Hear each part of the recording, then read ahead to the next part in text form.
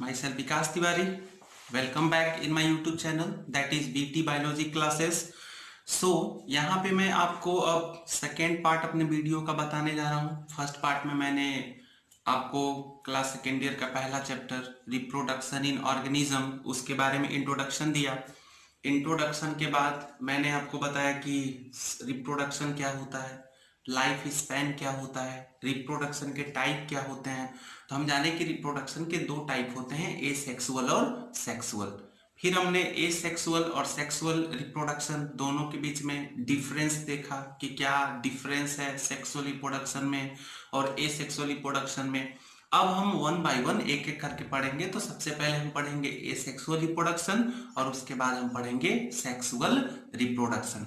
अब आप देखो, मैंने आपको बताया था कि एसेक्सुअल रिप्रोडक्शन एक ऐसा रिप्रोडक्शन होता है जिसमें एक ही पेरेंटल बॉडी क्या होती है, इन्वॉल्व होती है, यूनिपेरेंटल होता है। यूनिपेरेंटल का मतलब ये हो गया कि एक ही पेरेंटल बॉडी इन्वॉल्व होती है और एक ही parental body new daughter cell को क्या करती है, बनाती है।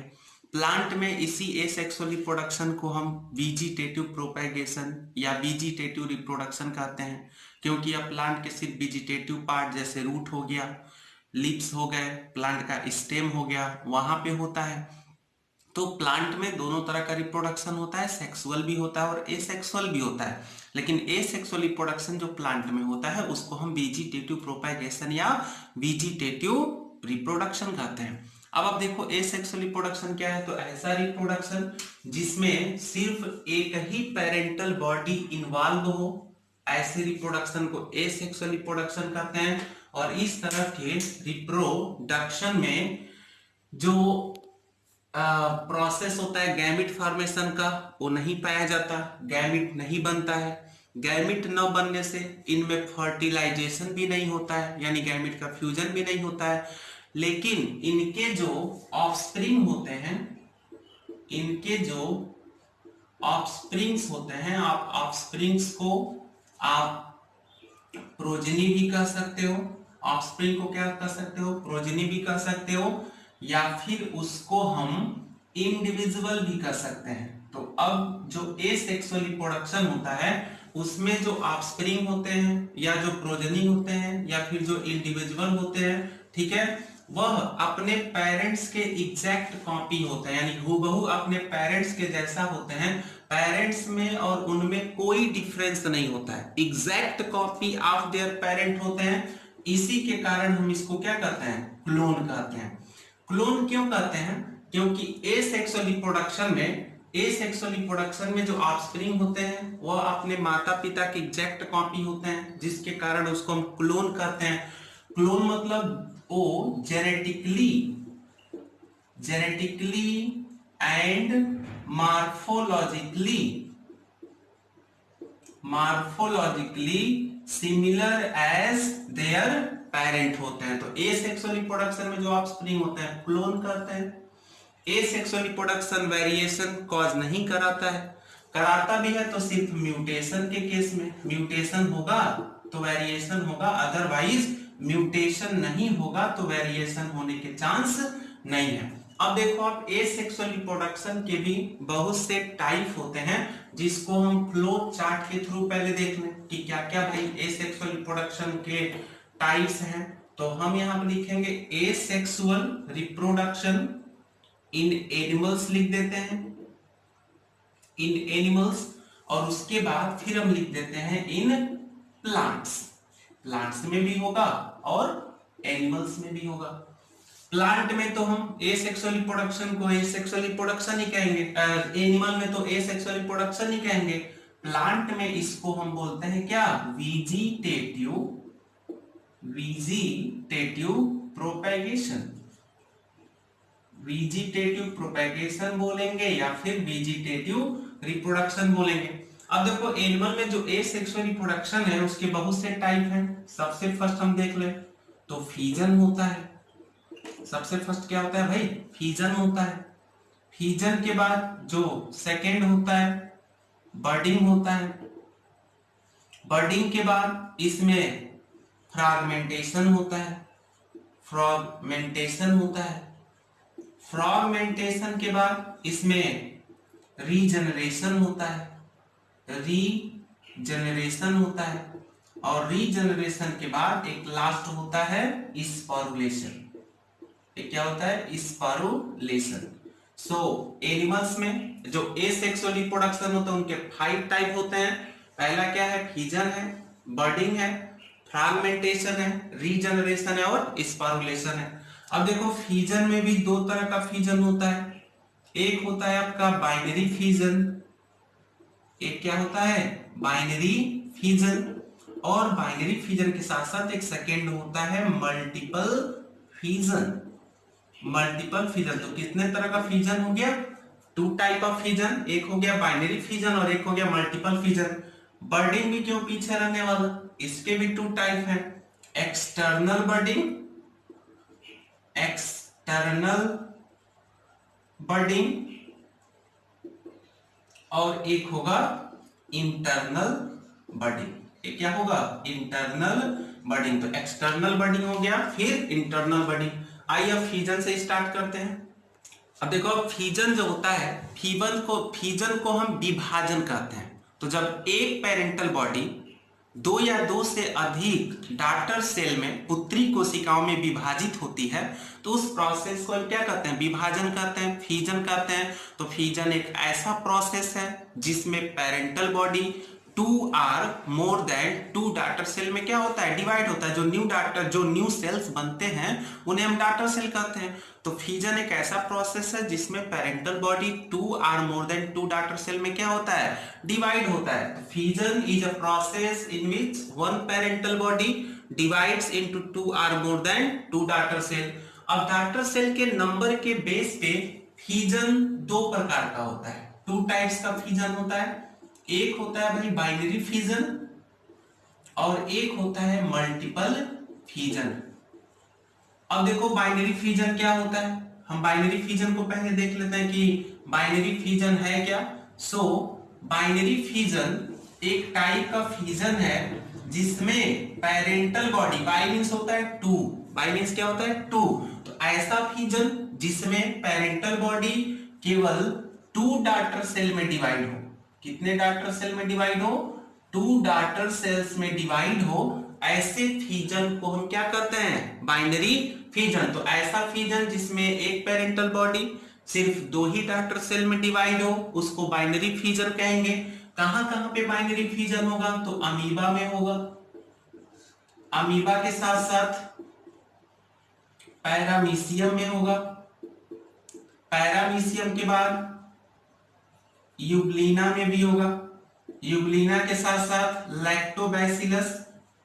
लैक्टोबैसिलस बैक्टीरिया में भी होगा। अब देखो बाइनरी फिजन का बेस्ट एग्जांपल अमीबा हो सकता है, पैरामीशियम हो सकता है, यूग्लिना हो सकता है और लैक्टोबैसिलस बैक्टीरिया। अमीबा में जो बाइनरी फिजन होता है उसे बोलते हैं सिंपल बाइनरी फिजन। क्या बोलेंगे? सिंपल बाइनरी फिजन, क्योंकि अमीबा का कोई फिक्स शेप नहीं होता है। ऐसे इसका शेप होता है, कोई फिक्स शेप तो होता नहीं है। तो कहीं से भी अमीबा का बॉडी 2 डॉटर सेल में क्या हो सकता है? डिवाइड हो सकता है, इसीलिए बोलते हैं सिंपल बाइनरी फिजन। अब देखो पैरामीशियम में ट्रांसवर्स बाइनरी फिजन होता है, ट्रांसवर्स बाइनरी फिजन, क्योंकि जो पैरामीशियम होता है वो स्लीपर लाइक स्ट्रक्चर होता है। अब स्लीपर लाइक स्ट्रक्चर केवल ट्रांसवर्सली ही क्या होता है? 2 डॉटर सेल में डिवाइड होता है। तो ट्रांसवर्स बाइनरी फिजन किसमें होगा? अमीबा में होगा। यूग्लिना का जो आप स्ट्रक्चर देखोगे तो यूग्लिना आपको ऐसे दिखाई देगा, ऐसे यूग्लिना की स्ट्रक्चर फ्लैजेला हो गया। तो यह यूग्लिना सीधा एकदम लॉन्गिट्यूडिनल टूटता है। लॉन्गिट्यूडिनल डिवीजन होगा तो हम बोल सकते हैं लॉन्गिट्यूडिनल बाइनरी फिजन। तो यूग्लिना में क्या होगा? Longitudinal binary fission. और लैक्टोबैसिलस बैक्टीरिया में ऐसे अगर लैक्टोबैसिलस रॉड शेप स्ट्रक्चर होता है, इनके बीच में कॉन्स्ट्रिक्शन होता है और कॉन्स्ट्रिक्शन को हम संकीर्णन बोलते हैं। कॉन्स्ट्रिक्शन के थ्रू एक लैक्टोबैसिलस बॉडी 2 डॉटर सेल में क्या हो जाती है? डिवाइड हो जाती है। तो बाइनरी फिजन कॉमनली अमीबा में होगा, पैरामीशियम यूग्लिना। अमीबा में सिंपल बाइनरी फिजन, पैरामीशियम में ट्रांसवर्स, यूग्लिना में लॉन्गिट्यूडिनल बाइनरी फिजन। अब देखो अमीबा में जो बाइनरी फिजन होता है, अगर उसको हम डायग्राम के थ्रू दिखाएंगे तो हम देख सकते हैं कि अमीबा में कैसे बाइनरी फिजन होता है। तो binary fission in amoeba, amoeba का जो स्ट्रक्चर आप देखोगे ऐसे स्ट्रक्चर इसका होता है। इसमें वैक्यूल होगा, कॉन्ट्रेक्टाइल वैक्यूल, न्यूक्लियस भी होगा क्योंकि यूकैरियोटिक सेल है। इसके अंदर फ्लूइड के फॉर्म में, द्रव के रूप में साइटोप्लाज्म होगा। और ये जो फिंगर लाइक प्रोजेक्शन होता है इसको स्यूडोपोडिया कहते हैं, स्यूडोपोडिया। इसको फाल्स फिट भी कहते हैं। ए आपका कॉन्ट्रेक्टाइल यानी कि अमीबा का कॉन्ट्रेक्टाइल वैक्यूल हो गया, ए इसका न्यूक्लियस हो गया, ठीक है। ए इसका सेल मेम्ब्रेन हो गया जो काफी फ्लेक्सिबल होता है, ठीक है। अमीबा में जब बाइनरी फिजन होता है तो ऐसे अमीबा में संकीर्णन होता है, ऐसे अमीबा में संकीर्णन, बीच में अमीबा का बॉडी टूटता है, दबता है अंदर की तरफ। दबने से इसके न्यूक्लियस पे प्रेशर पड़ता है। पहले तो साइटोप्लाज्म पे प्रेशर पड़ेगा, साइटोप्लाज्म पे प्रेशर पड़ेगा तो न्यूक्लियस पे प्रेशर पड़ेगा, तो न्यूक्लियस भी ऐसे दबेगा। और सबसे पहले धीरे धीरे जैसे जैसे कॉन्स्ट्रिक्शन होता जाता है, सबसे पहले अमीबा का न्यूक्लियस टू डाटर न्यूक्लियाई में क्या हो जाता है, डिवाइड हो जाता है। अमीबा का न्यूक्लियस टू डाटर न्यूक्लियाई में, इनको क्या बोलेंगे, daughter nuclei. Nuclei plural word है, daughter nuclei, two daughter nuclei में डिवाइड होगा। न्यूक्लियस के डिवीजन को, न्यूक्लियस के डिवीजन को मींस डिवीजन ऑफ न्यूक्लियस को बोलते हैं कैरियोकाइनेसिस। क्या बोलेंगे, कैरियोकाइनेसिस। तो सबसे पहले कैरियोकाइनेसिस होगा क्योंकि कैरियन में होता है न्यूक्लियस, तो न्यूक्लियस का टूटना, कैरियोकाइनेसिस। और न्यूक्लियस के बाद फाइनली जो अमीबॉइडल बॉडी होगा, जो अमीबा का बॉडी हो, कॉन्स्ट्रिक्शन इतना ज्यादा होगा कि फाइनली जो एक अमीबा था वह two equal daughter cell, equal daughter cell यानी कि दोनों डाटर सेल, हमने बताया क्लोन होते हैं, morphologically genetically similar as their parent होते हैं। ते हो गया टू डॉटर सेल्स। अब यहां पर देखो कैरियोकाइनेसिस के बाद धीरे धीरे कॉन्स्ट्रिक्शन होता है। कॉन्स्ट्रिक्शन इतना होता है कि बीच में मेम्ब्रेन आपस में जुड़ जाते हैं और सेल डिवाइड हो जाता है। यहाँ पे साइटोप्लाज्म भी डिवाइड होते हैं, तो साइटोप्लाज्म के डिवीजन को, साइटोप्लाज्म के डिवीजन को हम बोलते हैं साइटोकाइनेसिस।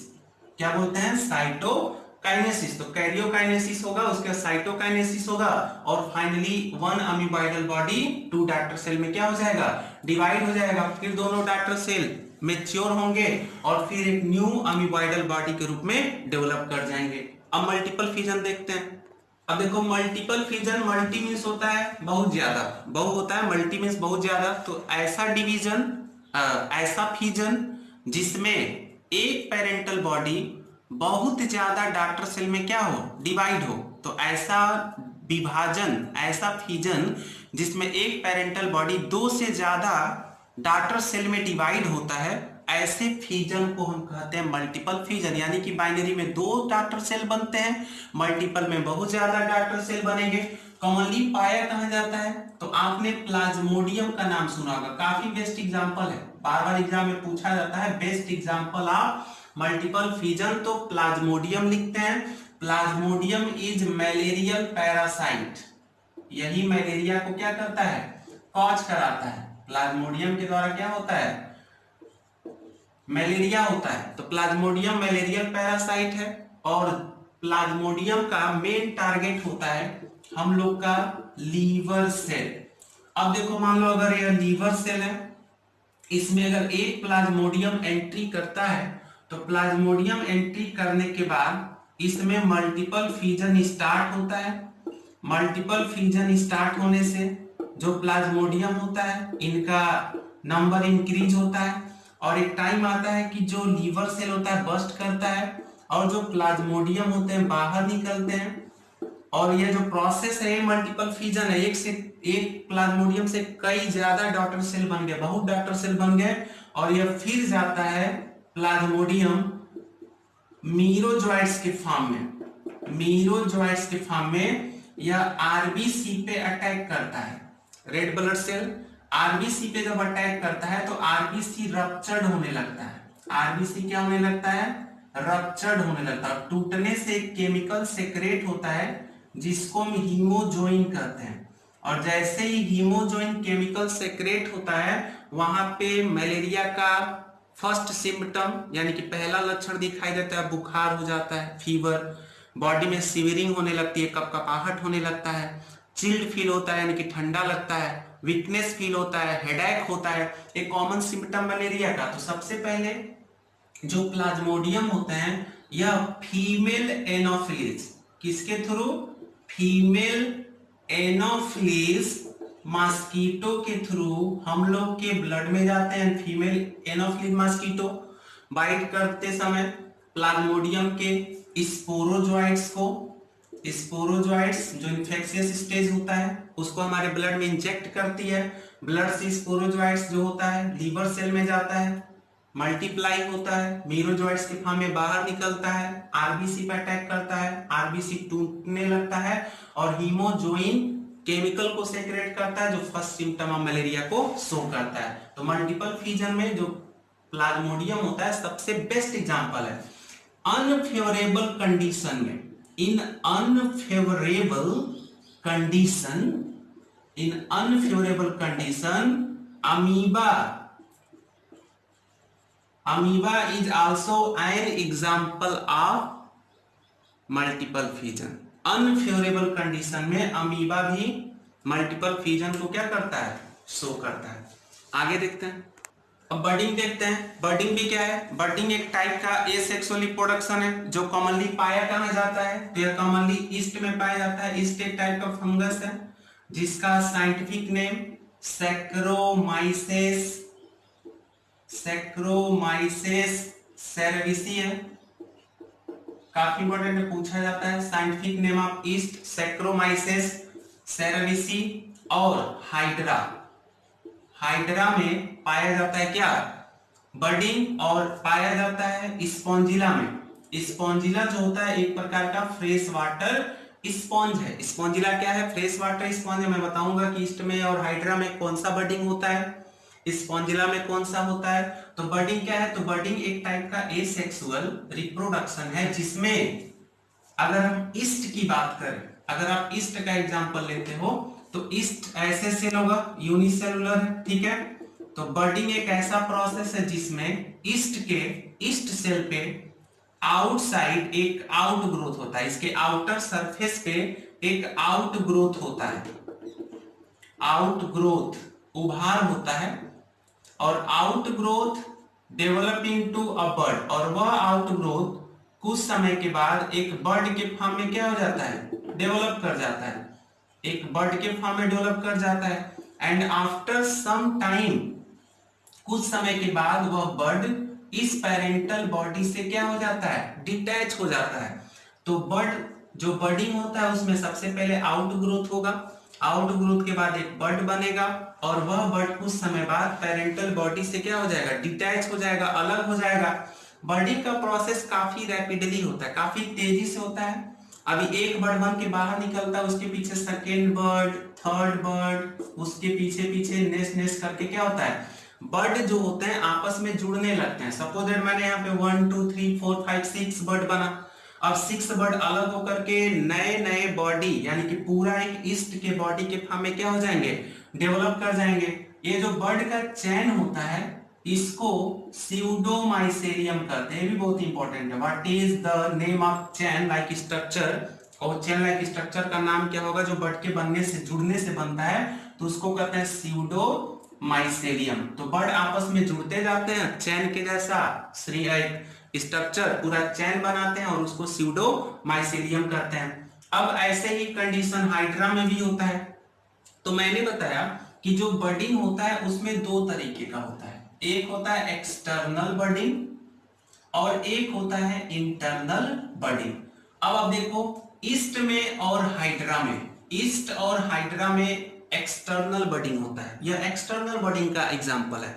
अगर बर्ड बाहर बनेगा तो एक्सटर्नल होगा, और यदि बर्ड अंदर बनेगा तो इंटरनल होगा। हाइड्रा में भी, हाइड्रा का ऐसा बॉडी है, इसमें छोटा सा उभार होगा और छोटा सुधार होने से बर्ड बनेगा और कुछ समय बाद वह बर्ड क्या हो जाएगा, पेरेंटल बॉडी से डिटैच हो जाएगा और फिर एक न्यू हाइड्रा के बॉडी में डेवलप कर जाएगा। तो बर्डिंग में एक आउट ग्रोथ होगा, बर्ड के रूप में डेवलप होगा और कुछ समय बाद वह पेरेंटल बॉडी से डिटैच होगा और फिर एक न्यू बॉडी के फॉर्म में क्या होगा, डेवलप होगा। तो बर्डिंग एक्सटर्नल के केस में ईस्ट और हाइड्रा दोनों बेस्ट एग्जाम्पल है। नेक्स्ट देखते हैं इंटरनल बर्डिंग। इंटरनल बर्डिंग, अब देखो इंटरनल बर्डिंग का सबसे बेस्ट एग्जांपल स्पॉन्जिला है। सबसे बेस्ट एग्जांपल क्या होगा, स्पॉन्जिला। स्पॉन्जिला क्या है भाई, फ्रेश वाटर स्पॉन्ज है, फ्रेश वाटर स्पॉन्ज है, ठीक है। इसमें क्या होगा, अगर मान लो स्पॉन्जिला का जो बॉडी होता है उसके अंदर छोटे छोटे बर्ड बनते हैं, ठीक है। छोटे छोटे बर्ड बनने के बाद वह क्या होता है, बर्ड बाहर निकलते हैं और एक स्ट्रक्चर के फॉर्म में डेवलप हो जाते हैं। उस स्ट्रक्चर को हम जेम्यूल कहते हैं। उस स्ट्रक्चर को क्या कहते हैं, जेम्यूल। तो इन इंटरनल बर्डिंग, इंटरनल बर्डिंग में जो बर्ड होता है बॉडी के अंदर बनता है, अंदर बनने के बाद जो हर एक बर्ड होता है एक न्यू बॉडी के फॉर्म में डेवलप होता है और उस बॉडी को क्या कहते हैं, जेम्यूल। तो इंटरनल बर्डिंग का सबसे बेस्ट एग्जांपल स्पॉन्जिला है जो फ्रेश वाटर स्पॉन्ज है और इसके अंदर इंटरनल बर्डिंग होता है। तो दो तरह का बर्डिंग है, एक्सटर्नल और इंटरनल। अब देखो थर्ड है फ्रैगमेंटेशन। फ्रैगमेंटेशन को कहते हैं विखंडन। विखंडन बहुत से भागों में टूटना, फ्रैगमेंटेशन होता है टुकड़ा। तो ऐसा रिप्रोडक्शन एक टाइप का क्या है, एसेक्सुअल रिप्रोडक्शन है। तो ऐसा रिप्रोडक्शन जिसमें एक पेरेंटल बॉडी बहुत से बॉडी में छोटे छोटे पीसेस में डिवाइड हो जाता है, टूट जाता है, ब्रेक कर जाता है, उसको हम फ्रैगमेंटेशन कहते हैं। तो विखंडन क्या है, तो जब कोई पेरेंटल बॉडी बहुत से खंडों में, बहुत से फ्रैगमेंट में डिवाइड हो तो वह क्या होगा, फ्रैगमेंटेशन होगा, विखंडन होगा। और हर एक टुकड़ा, हर एक फ्रैगमेंट एक न्यू बॉडी के फॉर्म में क्या होता है, डेवलप होता है। स्पेशली इसका अगर एग्जांपल जानोगे तो स्पायरोगैरा। स्पायरोगैरा एक ग्रीन एल्गी है जिसमें फ्रैगमेंटेशन देखने को मिलता है। अगर स्पायरोगैरा के बॉडी को हम देखेंगे तो स्पायरोगैरा में जब फ्रैगमेंटेशन होता है इसका बॉडी छोटे छोटे फ्रैगमेंट के फॉर्म में क्या हो जाता है, डेवलप, छोटे छोटे फ्रैगमेंट के फॉर्म में टूट जाता है। मान लो 3 फ्रैगमेंट में टूट गया। अब ये 3 फ्रैगमेंट बाद में जाकर के डेवलप होंगे और 3 स्पायरोगैरा बॉडी के फॉर्म में क्या हो जाएंगे, विकसित हो जाएंगे। तो फ्रैगमेंटेशन में स्पायरोगैरा में देख सकते हो आप, जिसमें पेरेंटल बॉडी छोटे छोटे खंडों में, फ्रैगमेंट में डिवाइड, टूटता है, ब्रेक करता है और हर एक टुकड़ा, हर एक खंड एक न्यू बॉडी के फॉर्म में डेवलप कर जाता है।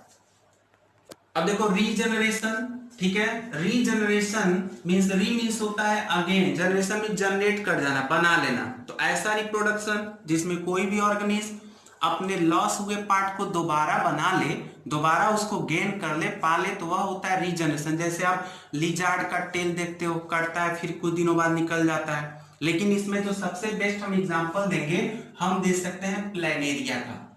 प्लेनेरिया और हाइड्रा दोनों ही बेस्ट एग्जांपल हैं आपके रीजनरेशन के। प्लेनेरिया क्या है भाई, तो फ्लैट वर्म।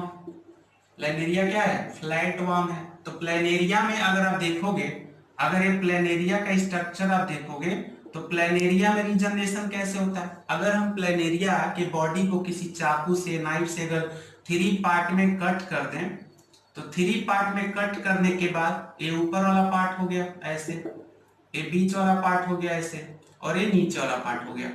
तीनों पार्ट, यह अपना इसका नीचे वाला पार्ट पूरा खोया तो नीचे की तरफ डेवलप करेगा, ऐसे नीचे की तरफ डेवलप करेगा।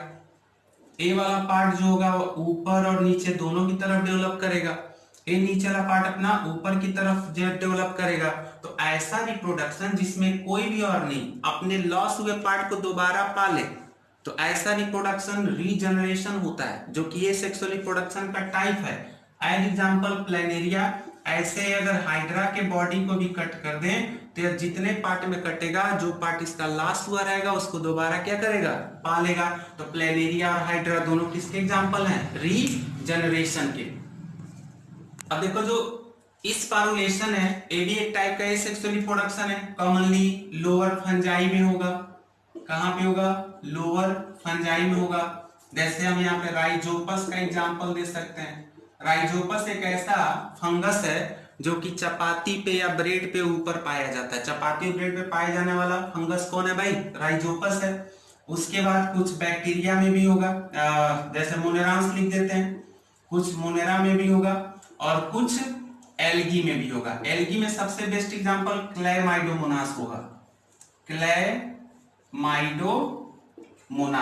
तो ऐसा रिप्रोडक्शन जिसमें स्पोर का फॉर्मेशन होता है, स्पोर जिसमें बीजाणु का फॉर्मेशन होता है, तो उसको हम स्पारुलेशन कहते हैं। और जिस बॉडी से स्पोर बनते हैं, बीजाणु बनते हैं, उसको हम बीजाणुधानी कहते हैं। और जो स्पारुलेशन में दो तरह का स्पोर बनता है, एक होता है जूस्पोर, एक होता है जूस्पोर और एक होता है कोनिडियोफोर। एक क्या होता है? कोनिडियोफोर। तो जूस्पोर और कोनिडियोफोर दो तरह के स्पोर बनते हैं। अब एक हो गया मान लो जूस्पोरेंजियम। जूस्पोरेंजियम ये बॉडी है जूस्पोरेंजियम, इसमें जूस्पोर्स बनते हैं। इसमें क्या बनते हैं भाई? जूस्पोर्स बनते हैं। और ये जूस्पोर्स बाहर निकलने के बाद एक न्यू बॉडी के फॉर्म में क्या होंगे? डेवलप होंगे। तो जूस्पोरेंजियम एल्गी के केस में ज्यादा पाया जाता है। तो एल्गी में आप क्लेमाइडोमोनास का एग्जांपल दे सकते हो, आप एल्ब्यूगो का एग्जांपल दे सकते हो और आप यूलोथेरिक्स का भी एग्जांपल दे सकते हो। तो जूस्पोरेंजियम में के थ्रू जूस्पोर बनते हैं और हर एक जूस्पोर एक न्यू बॉडी के फॉर्म में क्या हो जाते हैं? डेवलप कर जाते हैं। इनके पास फ्लैजेला होता है जिसके थ्रू ये मूव करते हैं one place to other place. अगर हम कोनिडिया का देखें फॉर्मेशन, तो जिस बॉडी से कोनिडिया बनता है उसको कोनिडियोफोर कहते हैं। क्या कहते हैं? कोनिडियोफोर। सिंपली जो हाइफा होता है, ठीक है, फंगस के केस में मान लो एस्परजिलस हो गया, एस्परजिलस आप एग्जांपल दे सकते हो। एस्परजिलस जो है इसमें आपका जो कोनिडिया बनता है और आप राइजोपस का भी दे सकते हो, ठीक है। अब इसमें ऊपर से क्या होता है, और जो बॉडी है ये हाइफा होता है, क्योंकि फंगल बॉडी हाइफा होता है, माइसेलियम, हाइफा मिलकर के माइसेलियम बनाते हैं। इनमें कॉन्स्ट्रिक्शन होता है और कॉन्स्ट्रिक्शन के थ्रू नॉन मोटाइल स्पोर बनते हैं। जूस्पोर मोटाइल होता है, चल सकता है one place to other place, लेकिन कोनिडिया नॉन मोटाइल होते हैं, चल नहीं सकते, इनके पास कोई फ्लैजेला नहीं होता है। और यह जो कोनिडिया बना, यह पेरेंटल बॉडी से डिटैच हो जाता है। पेरेंटल बॉडी से क्या हो जाता है? डिटैच हो जाता है और एक न्यू बॉडी के फॉर्म में डेवलप होता है। तो कोनिडिया और जूस्पोर दोनों तरह के स्पोर बनते हैं स्पारुलेशन के प्रोसेस में। नेक्स्ट वीडियो में हम आगे आपका थर्ड पार्ट जो आएगा उसको देखने के लिए आप फिर वेट करो, थर्ड पार्ट जल्द ही आएगा।